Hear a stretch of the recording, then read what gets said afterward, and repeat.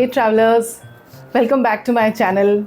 I'm Anuja and today I'm going to take you on an unforgettable journey through the magical land of Cappadocia. From hot air balloons to ATV rides and staying in a unique cave hotel, this 2-day itinerary has it all. So let's dive right in. आपने अगर मेरे Istanbul blog को नहीं देखा है तो उसे ज़रूर देखिए, as this is an extension of that blog, as मैंने इस्तांबुल एंड कपाडोकिया को क्लब किया हुआ था. डिस्क्रिप्शन बॉक्स में लिंक दिया हुआ है.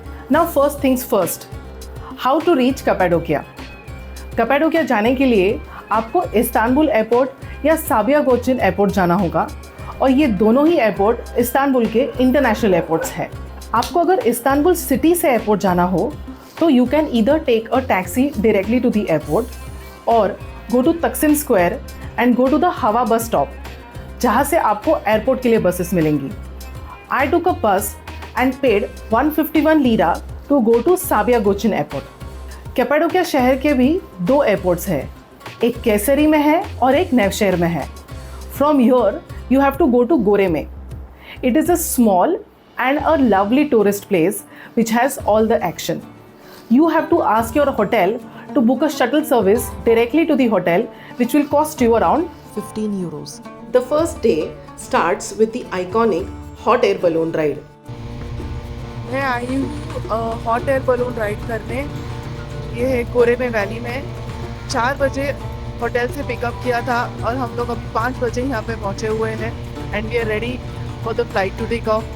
Experiencing sunrise over these fairy chimneys was like floating in heaven. Moreover, the view of hundreds of colorful balloons flying in the sky was simply breathtaking. There cannot be a perfect way to kickstart your day in Cappadocia. Do book your flight in advance.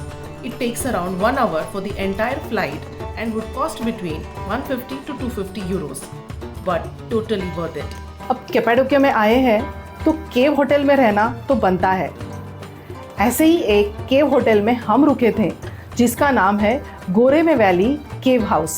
These cave hotels are actually formed by the region's volcanic rock formations and the interiors are designed beautifully with Turkish architecture.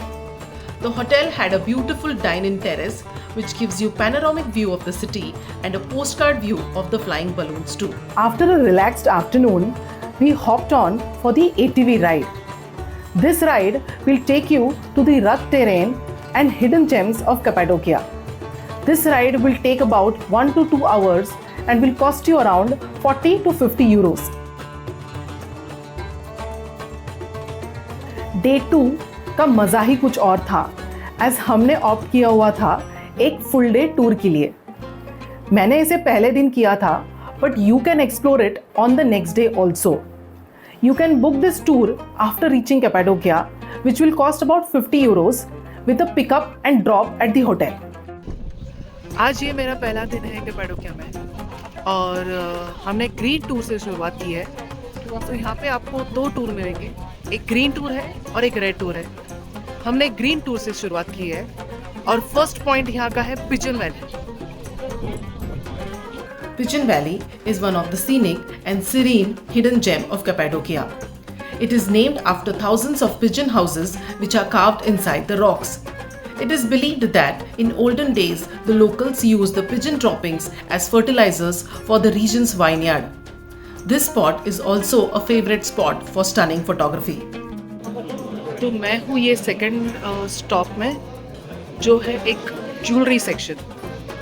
तो यहाँ पे है सारे semi precious jewels और ये सारे Turkey से originate होते हैं.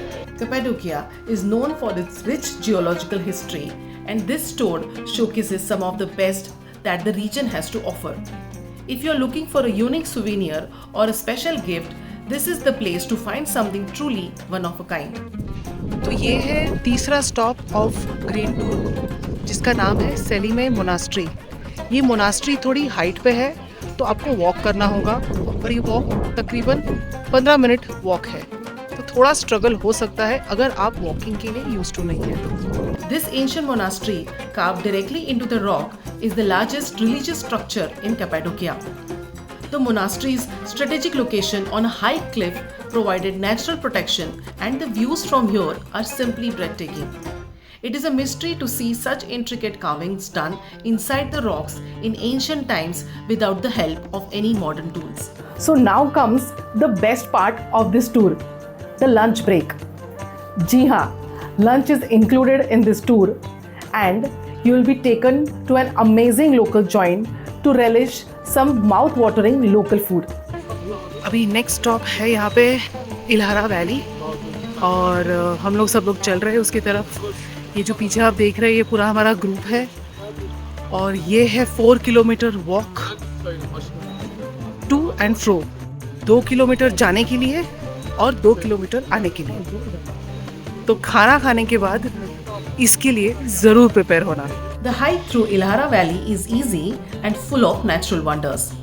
The valley is surrounded by tall trees, serene river and towering canyons on both the sides.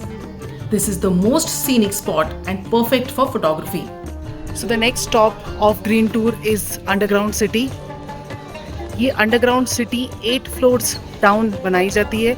इसको कंप्लीट करने में तकरीबन half an hour to 40 minutes लगेंगे। Underground City is tour का last stop था and undoubtedly the most unique one. This is an ancient city which was carved underneath the rocks to get refuge from invasions. This underground city goes 8 levels down with narrow and dimly lit tunnels. How ancient people lived inside such a complex structure is truly a mystery in itself. After this, we headed back to our hotel and relaxed. I hope you got an idea on things to do in Cappadocia. If you have any queries, please mention in the comments below. And most importantly, if you have liked this video, please इसे like and subscribe कीजिए. See you in my next travel adventure.